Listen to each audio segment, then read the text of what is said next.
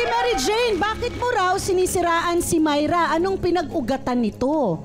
Dahil sa cutex niyang luma. Hindi luma ang mga cutex ko. Pag ako nagpapalinis sa kanya. Talagang sobrang Teka lang. Tingnan mo ha. Nagpalinis ako sa'yo. Anong sabi ko sa'yo? Lorna, bakit binubuhusan mo ng aseton yung cutex mo? Magbabalang siya. Luma yung cutex mo dito sa akin nagpapalinis. Ha? Kung gusto mo doon ka sa salon kasi yung mga social ng mga cutex. Ha? Tingnan mo yung ginawa mo sa paya ko. Anong sabi ko sa'yo? Kasalanan yan. Kasalanan mo yan. Anong sabi ko sa'yo? Huwag mo akong sugatan dahil kasi talagang diabetic ka na. Anong ginawa mo? Okay, teka lang ha. Teka, nasugat ka sa paglilinis. So, ano nangyari? Marumi yung mga cutex na ay Marumi, wala ka naman binibigay sa akin para pambili. Alam ko naman sabi mo. Kumikita ka sa amin. Ilang Magkano lang yung kinikita ko? Teka lang, Ate Mary Jane, tatanungin kita. Kailan to na murder? Yung paa mo, kailan na sugat yan nung nilinis? Kailan na 2 to? days ago na, ma'am. 2 days ago lang. Namaga yan. Namaga. Sinasugat ko pa sa kanya yan. Sabi ko may natitirang ingrown yan. Sabi ko sa kanya, hindi ako pwedeng masugatan dahil may diabetes ako. So, Pero nasugatan anong ginawa kayo? mo? Bakit? Kasalanan ko ba hindi ako perfecto para hindi ka Hindi ka masugatan? perfecto. Dahil alam mo yung ayusin mo. Dahil dyan ako diabetic kukuha yan. ng anak Kahit ko. masakit, Dyan ko kinukuha ng ako pagkain ng mga anak ko. Ako sisisihin mo. Okay lang ha. Teka, pakinggan muna natin isa-isa. Isa-isa para maintindihan natin. Ate Myra, pabalikan po kita. Tahimik po muna tayo. Tatanungin natin. 2 days ago, nagpalinis ka ng kuko mo sa paa kay Ate Myra. Yes, ma'am. Ngayon, nasugatan ka kasi hindi natanggal yung Opo, ingron.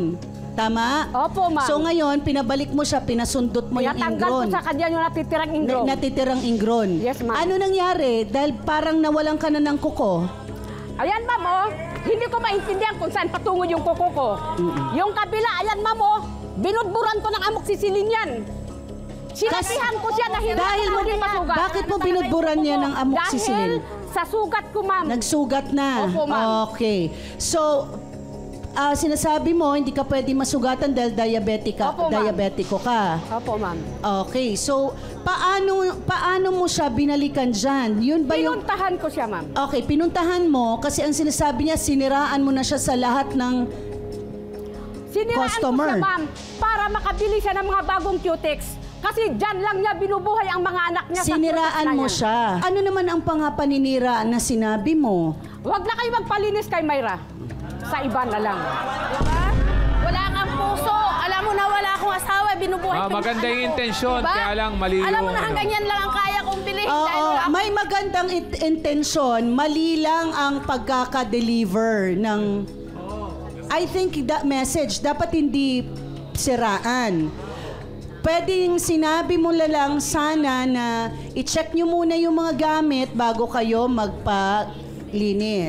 Okay, sa tingin mo ba may iba pang na-murder na kuko sa mga kakilala ninyo Meron, ma'am. na Yung nililinis tsahin niya? ko, nanilinis niya, namamaga hanggang ngayon. Totoo ba yan, Ate Myra? Totoo po yan, ma'am. Kasi ako, ang mga manicures na po, hindi yun perfecto. Minsan po nakakasugat talaga. Kasi tao lang tayo nagkakamali. At saka, unang-una, minsan yung customer ko na sabi niya, na tiyahin niya, sabi kong ganun sa kanya, hindi na natin yan kalkalin kasi baka masugat ka. Sabi niya, sige kalkalin mo kasi makati yung pako. Sabi kong ganyan, pag masugat ka, huwag mo ako sisihin.